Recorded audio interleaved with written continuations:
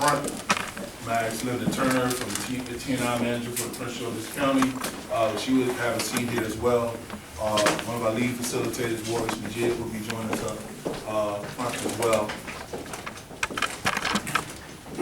Well, I don't know if everyone had an opportunity to go over and just kind of take a look at the vision board project that was completed last night as an activity. And it really will give you a sense of the mindset and the focal point of each of the completers in this program. And this represents phase 1 in the Training Grounds to Work program. The Training Grounds to Work has actually 3 phases. Phase 1 is a phase where we get a chance to really spend some time sharing some great information, training, and experiences to kind of get a chance to see what it is that each of our participants is looking for. And what do they see themselves actually doing? And most importantly, what in their past are they willing to let go to give themselves the best shot? I am not what happened to me. So one of the things that we teach all in this program is that you need to forgive yourself and maybe others in order to have a shot at focusing just on your future. So that's a saying that we have adopted in Training Grounds. And I'm actually have a couple of Training Grounds supervisors over here that I'm gonna ask them to come forward and say a couple words at the appropriate time and some other leadership. I just kind of want to give you a little background on how we came to this place. So Training Grounds has been around 11 years, and we primarily focus in the District of Columbia for most of that time. And a little over a year ago, now you need to know that I was born in DC and spent most of my life in DC. However, a good part of my professional life, I moved into the county where I lived in Glenarden, Maryland, and went to Eleanor Roosevelt Senior High School. And so this whole time I've been doing Training Grounds since I started, I've always had a desire to bring this great service and program into Prince George's County. But I kind of wanted to master this craft and build it on DC's dime, so that by the time I came into the county or any other location around the country, I really knew what I was doing and what I was talking about. So one of the first things I knew I had to do was assemble a great team of people who had capacity and the same passion that I had to make a difference. And so I'm gonna ask right quick, team leaders and staff members of Training Grounds, if you would just stand where you are and wave your hand so I can recognize you all where you are. So we got Lori Jones, Scott Brown, who's a multimedia, Edward Kelly, who's a supervisor for all OJT. We got Arthur Gross, who's another OJT supervisor, Maurice Majid, who's our program manager, and myself, as I mentioned, executive director, and we have other staff members that's one or two may be able to make it this evening. And we have 4 centers in the District of Columbia, 2 in Ward 8, 1 in Ward 7, and another in Ward 5. We have youth programming and adult programming, but Training Grounds to Work is our adult programming, where we know that getting people to start and have successful companies or businesses and or living wage career pathways is a great way to be able to resolve a lot of family household challenges. If you're making money, you're getting educated, you're involved in something consistently, there's less likely idle time can draw you into something that you really don't want to be a part of. So I want to thank you all for being a part of today. Now you need to know that today is history, literally history. Mr. Brothers, I'm gonna get you to doing this up front. You want VIPs,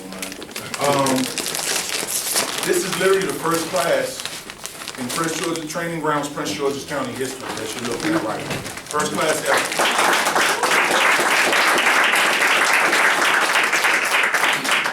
And the Suitland Transforming Neighborhood Initiative area is a great place to start as far as we're concerned, and obviously as far as the county executive office is concerned, and certainly the T&I manager, who oversees all 6 of the T&I areas, and she spends a lot of her time, energy in the Suitland T&I area, helping and leading the transformation of the residents and the communities. And so I'm gonna ask Linda Turner, because I know you have to leave early, but so I want to give a little background. Linda works directly with the county executive's office, and a little birdie shared with her that this little thing is going on in Suitland. And Linda is very passionate about anything that's going to impact the whole county, but more or less the Suitland area. And within maybe 48 hours or less of the introduction, she was over here. She was like, what is going on? If this is true, I'm really excited. So she got the chance to come over last week. Just spend some time seeing what we're doing here, and we're very proud of the work. And then from that, she kind of caught the bug and said, well, this is exactly the kind of thing that the county leadership and myself are interested in unfolding and unveiling in Suitland and hopefully throughout the county. So she's back with us today, and what I love about her is she's all heart.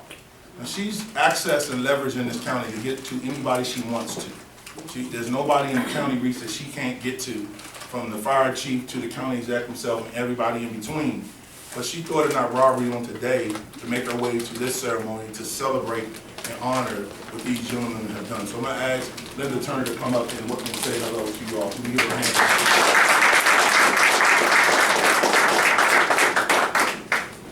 So good to be here. I'm so proud of all of you for taking this initial step. This is awesome. So the Transforming Neighborhoods Initiative, the county executive looked at the county and really wanted to implement a program into 6 areas within the county. And they're challenged areas, and we're focusing government resources as a priority. And we're actually immersed in the communities, working one-on-one with the residents. And I've got to tell you, it is the most rewarding feeling I've ever had in my entire career. Now, I've worked behind a desk pretty much my whole career. And I started at the very bottom and worked my way up through the county government. And I had one boss tell me, what are you doing here? You need to be out with people. You need to be working with people. And he was right. I really needed that. And I had one job where I went through a culture change. It was at WSSC, and it was this, everyone should know the utility. The utility had this one way of thinking, and everyone operated in silos. No one talked to one another, but it was a culture change that changed my life. And it was about, have you ever heard of the fish market in Seattle? Mm-hmm. Yeah. Okay. Well, the whole premise behind it is the people go to work, they're dealing with fish, it's cold, it's smelly, it's slimy. How do you have fun at work, throwing a fish around? It's kind of hard. Well, if you read the book, it says first you have to choose your attitude. You have to have fun at work.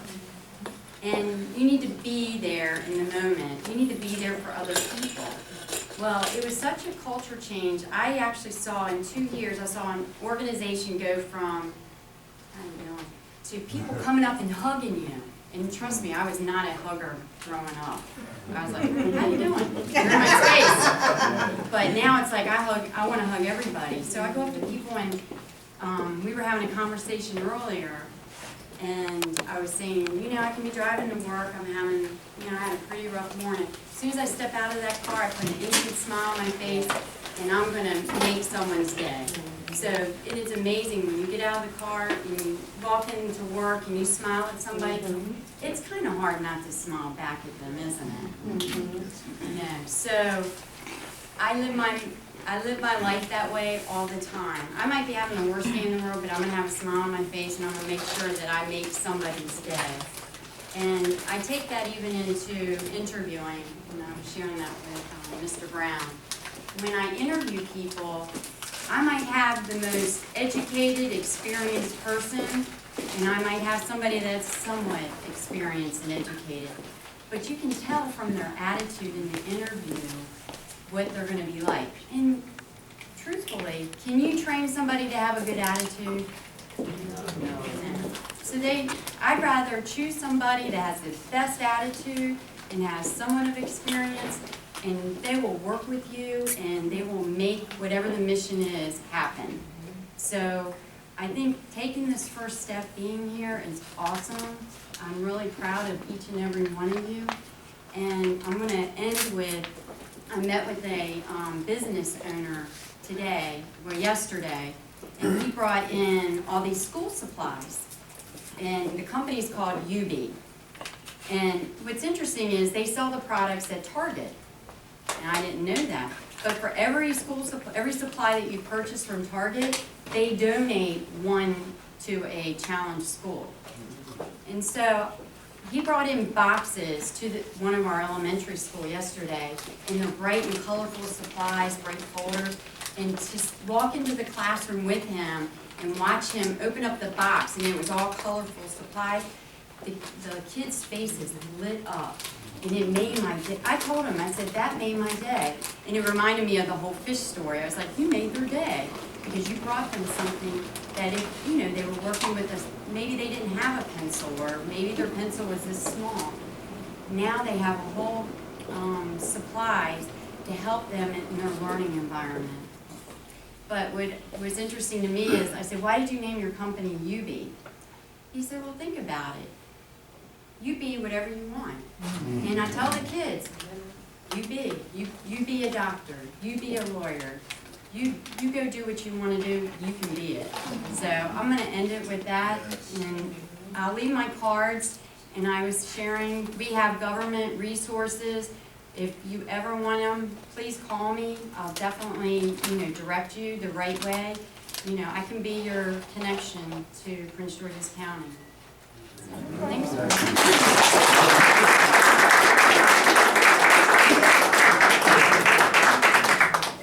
Wow. So Linda, thank you so much.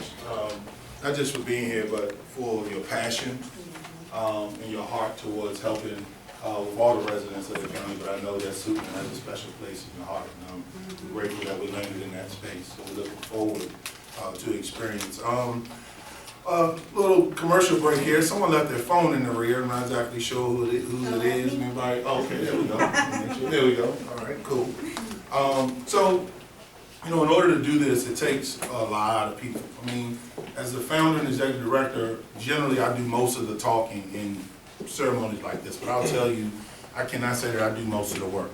I can honestly say that if it were not for some of the fantastic people who believe in what we're doing and figure out a way every day to help do this and pull this off, I just wouldn't have had any success and wouldn't have been able to help not a single soul. And before we get into the staff and the team that actually makes up the training round, I want to introduce another one of my sisters who we got started on this journey when I first started to look at coming into Prince George's County. I looked at a couple of industries that were emerging, areas that were going to be in great demand. So I went to, I'll share this little story. I went to a Good Job, Green Jobs conference up in Pittsburgh about 7 or 8 years ago. And we talked about this. And a buddy of mine, I was in workforce development in DC, and a buddy I knew in DC said, man, you need to go find out about what green jobs are. 7, 8 years ago. I said, what the hell is a green job? But they paid my way to Pittsburgh for a few days, so I went to the conference. So I go to the conference, I start learning a little bit about it, kind of getting an idea, because I'm looking for what kind of employment and entrepreneurship opportunities am I going to be able to hand over to people that I love to serve? What's going to level the playing field for people who may have obstacles and barriers that they have to deal with in order to have a successful opportunity. So I go to this conference, and one story I learned was after Hurricane Katrina, a lot of the soil, as you can imagine, with dead bodies and everything else, was damaged, and we created what are called brownfields. So this one professor from Xavier University, and I got to meet with her and have lunch with her while I was up there. This sister was thinking on her feet and said, I'm going to go to the public housing, teach them a certified skill in this area so that when the federal and local dollars roll into New Orleans and the surrounding area to remediate this soil and get it healthier, the people that are in public housing actually had a certification. They moved to the front of the line because the rest of the residents may not aren't paying attention right now. So I took that example as another example of car manufacturers shutting down in Detroit. Kind of left the same thing, a bunch of brownfields in Detroit. The other sister who did it in Detroit got to have that experience. And I realized there's a wave about to come through the country, and a few years later I started kind of looking more into it. So when I looked into Prince George's County, and I recognized quickly that Prince George's County is positioned to be one of the leading jurisdictions in this region in environmental transformation, particularly with the stormwater initiative and soon to come a major solar initiative. So just those 2 lanes, and there's many others, but those 2 lanes alone, there's an opportunity for thousands of people to get employment and billions of dollars to be generated over the next few decades. I saw that and said, okay, that's one. There's a number of other ones, but that's one I want to really find out somebody who can help lead us into that industry in Prince George's County. It wasn't long before I met my sister, Lisa Lincoln, who is the president and founder of Prince George's Green. So Prince George's and Green, if it's in your name, I figure you know what the heck it is. And so I found out that she's one of the leading voices and part of the leadership in helping the county look at ways to do just what we're doing. Same passion, same vision, slightly shorter, maybe look a little different than I do, but she has the same level of focus and commitment, and that's what locked us in. When she told me her plan, and I'll ask her to share that with you all, I said, me and this sister right here need to lock in step. So we kind of been able to go to a number of agencies and organizations over the last few months. And I think we're going to have a shot to change thousands of lives if we just keep doing what we're doing. So I'm going to ask Lisa to say hello to the group. She's already met the class, but I want you all to say hello to one of our leading partners, Prince George's Green.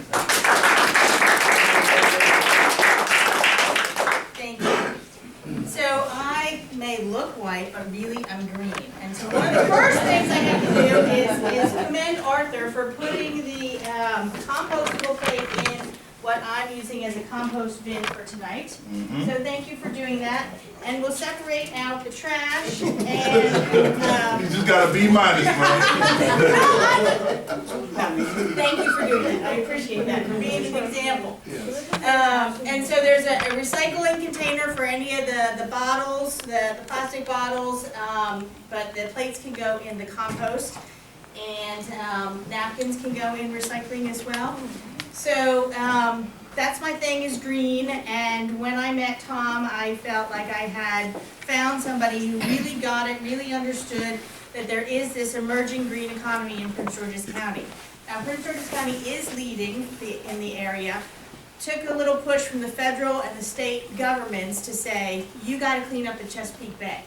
So with that, the rain that comes down on the rooftops, the parking lots, roadways, and it runs off, and with it, it takes pollution. It takes plastic bags, it takes McDonald's trash, it takes all that stuff, and it goes into a storm drain, and a lot of people think that then it goes to a treatment plant, but that's not the case. It goes right into our streams and our rivers in the Chesapeake Bay. So Prince George's County has to do something about the water runoff from all these urban areas. And with that, it's a $1.2 billion 30-year project to retrofit 15,000 acres in the county. The good news is that creates job opportunities. And those job opportunities are for everyone, as long as you know about them. So I saw this as an opportunity to start a nonprofit and make sure that everybody was included in this opportunity. So I am pleased to partner with Tom. He is an inspiration to me, and he and I are working to help level the playing field in the county so that everybody knows about these opportunities and then can take advantage of them. These are good green jobs. They pay well and they have a career pathway. So thanks very much for supporting all these guys. I'm really proud of them. They've done a great job, and I look forward to talking with you afterwards.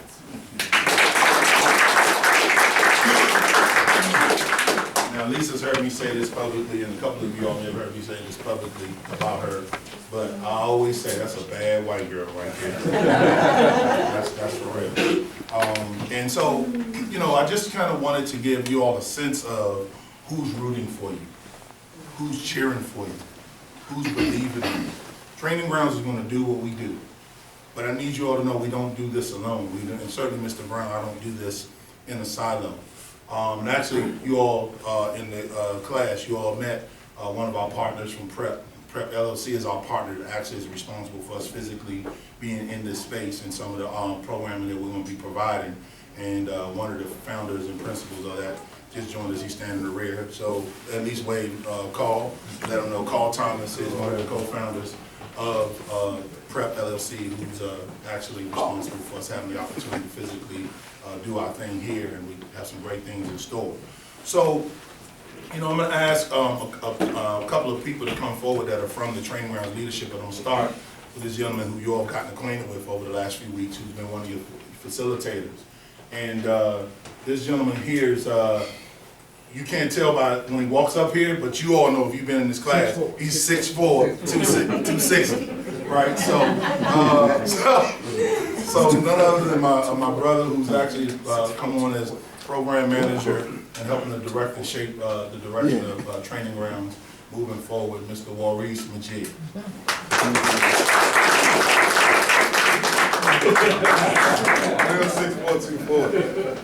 Oh man, I'm happy to be here. It feels good to see brothers up here looking all sharp. We're not going to no funeral. That's a good thing. That's a good thing right there, right? Really ain't know what I was gonna say, but you know, last night around about 1:30, I'm up looking at one of my favorite players, Kobe Jellybean Bryant. Hit 60 points. Woo. 60 points. Looking to see if there's any haters in the room. But you know, when he finished, it was touching because they asked him, they said, you know, you played 2 years in the NBA.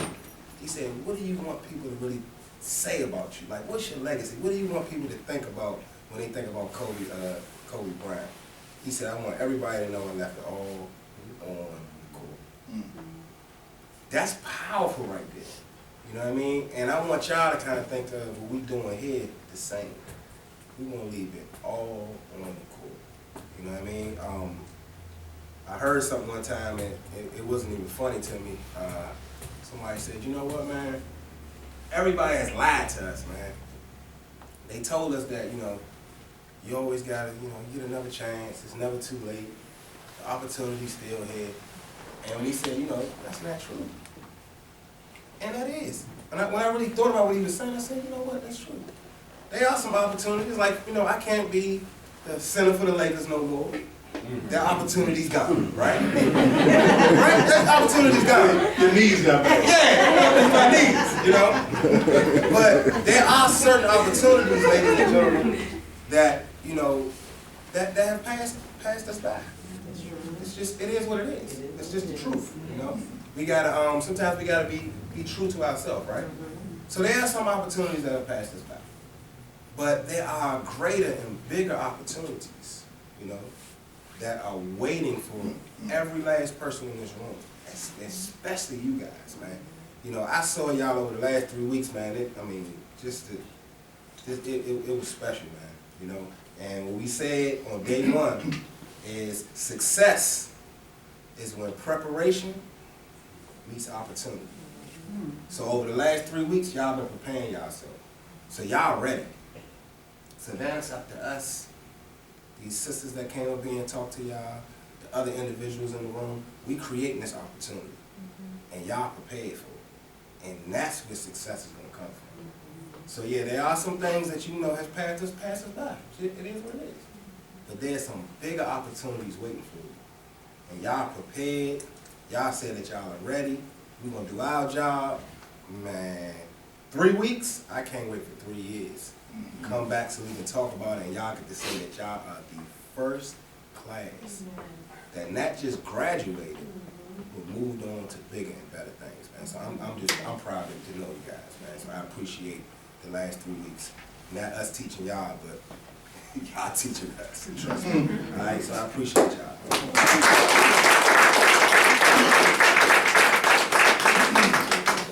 So as Ms. Jones comes up to prepare for a special slide presentation, I'm gonna ask two of our gentlemen who helped us to shape our OJT model, and they basically help us to do that every day.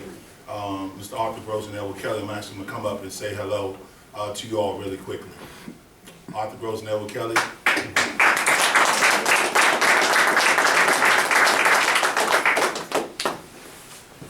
I'm going to ask Mr. Murray, our board chair, who just entered the room, to take the seat up here up front. Thank you, sir.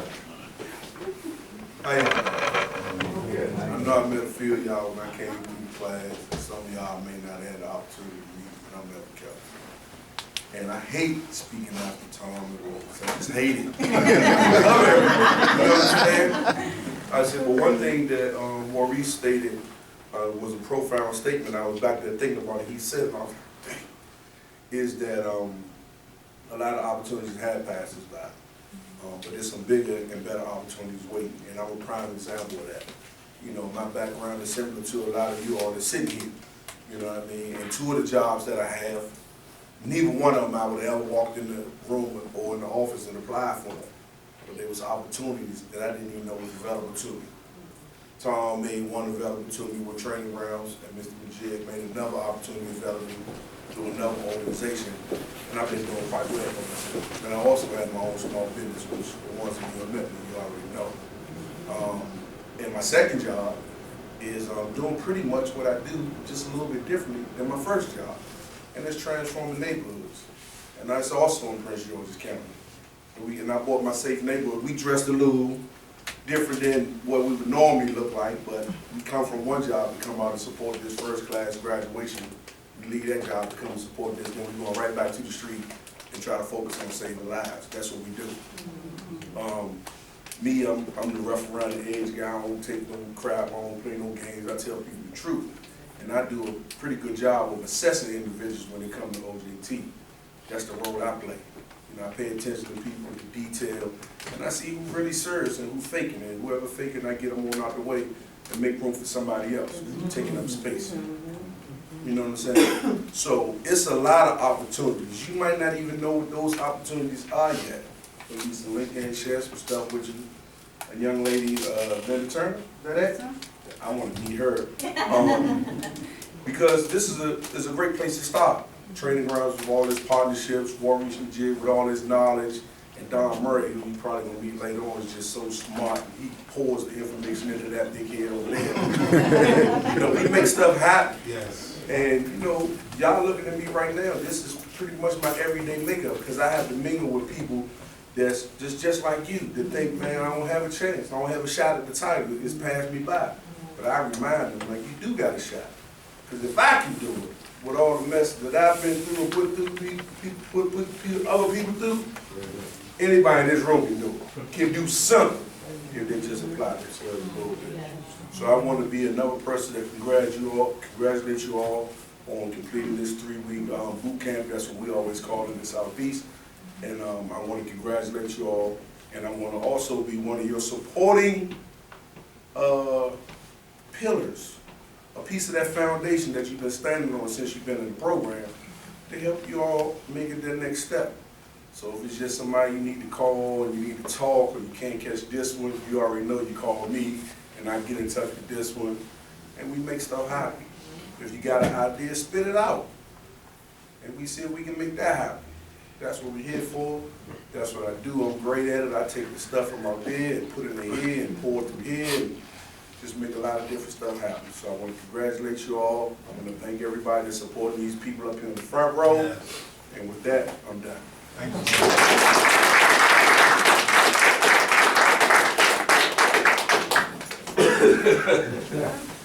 How y'all doing? I'm Arthur, unsupervised workforce development. I think the first night that you guys came out, I met some of you all. Perseverance, persistence, consistency. It's not easy, but you can obtain it. I was thinking about Beverly Hillbillies, you know, and inadvertently that day Jed went out, and you know he was shooting, and up came a bubbling crew. Did that? Oh, that is.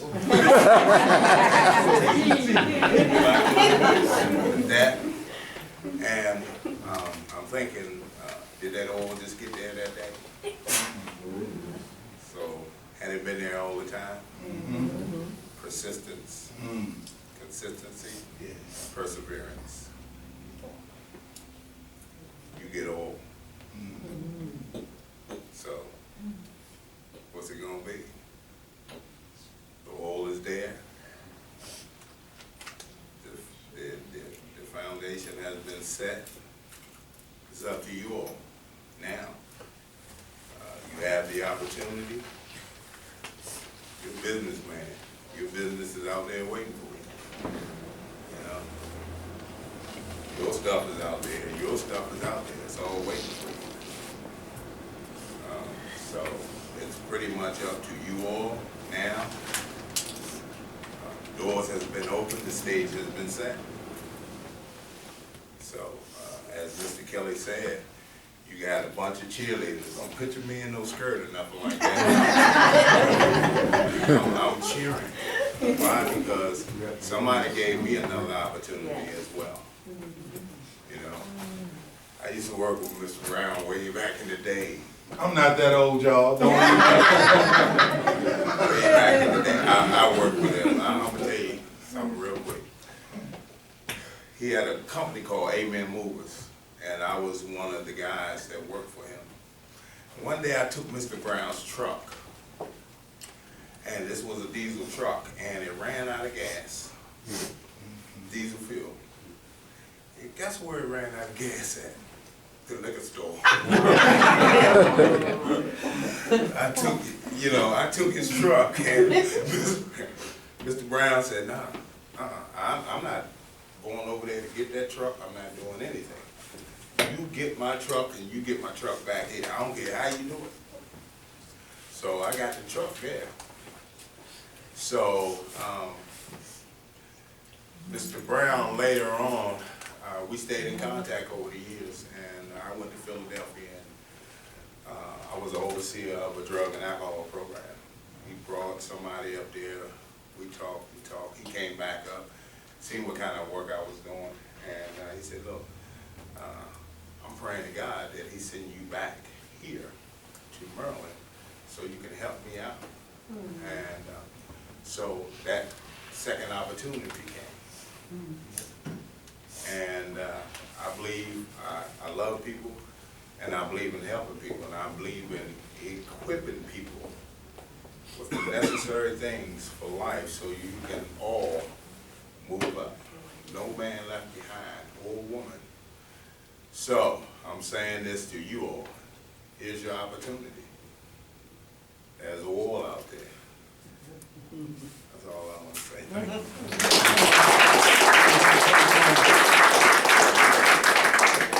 Good evening, everybody. Good evening. I am Lori Jones. I'm the administrator for Training Grounds.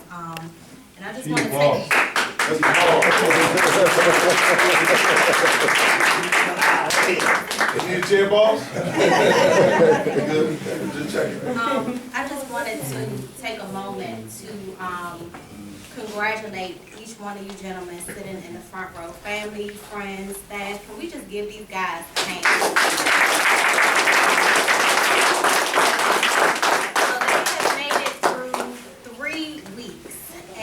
Although 3 weeks does not seem like a long time, life has happened during the course of the 3 weeks. And they have gone through a lot of journeys on their personal side, but we've also taken journeys in the classroom. We've went back into our past and dealt with some things, and we looked at our present and assessed some things. And then towards the end of the week, this last week, we looked into the future and made a plan. And in the next week and the coming weeks, ourselves, the staff members, along with the participants, will put together step by step on how we're going to work our plan and ultimately get to our end goal. But I just wanted to congratulate each of you all, because I remember the first day of class, and I see the transformation. I see the work and the effort and the commitment that you all have put in, and I just want to commend you, because I'm sure it hasn't been easy, but you stuck with it. And I assure you that if you continue this behavior, nothing but goodness and blessings is going to come into your lives. So just remember that I'm here, we're all here to continue to support you and help you along your way. So just to share with you all a little bit about what they have experienced over the last few weeks, I put together a slideshow presentation.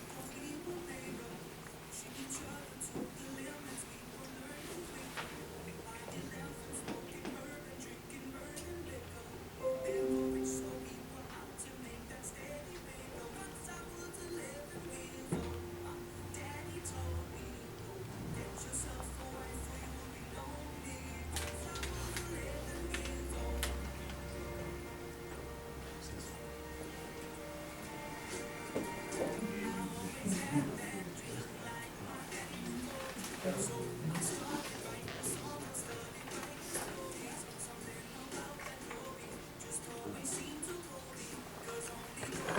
they working that out, I just want to say I'm a little upset right now. Cause all these classes I've been through, we ain't had no slideshow. Maryland does it a little bit different, that's what I can tell you. I see. In history.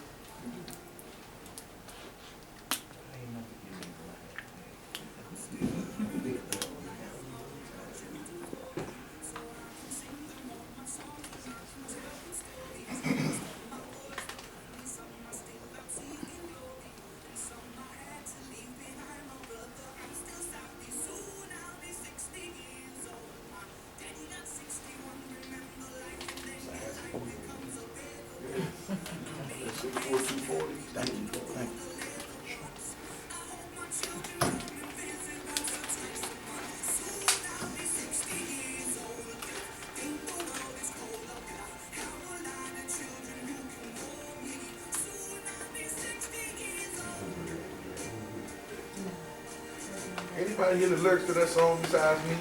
Soon I'll be 60 years old.